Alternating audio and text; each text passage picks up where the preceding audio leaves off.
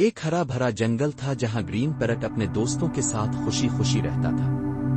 اس کے دوستوں میں بندر مونو، ہرن ہینا اور خرگوش رابی شامل تھے۔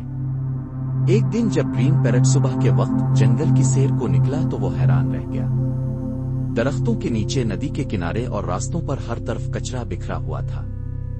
چپس کے خالی پیکٹ، پلاسٹک کی بوتلیں اور ٹوٹے کھلونے جنگل کی خوبصورتی کو خراب کر رہے تھے۔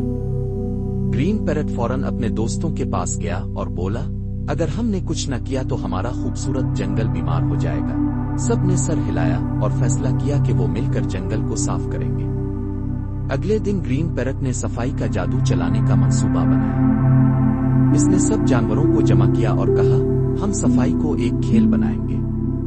جو سب سے زیادہ کچرا اکٹھا کرے گا اسے جنگل کا صفائی ہیرو کہا جائے گا۔ سب نے جھاڑو، تھیلیاں اور دستانے اٹھائے اور پورے جوش و خروش سے صفائی شروع کر دی۔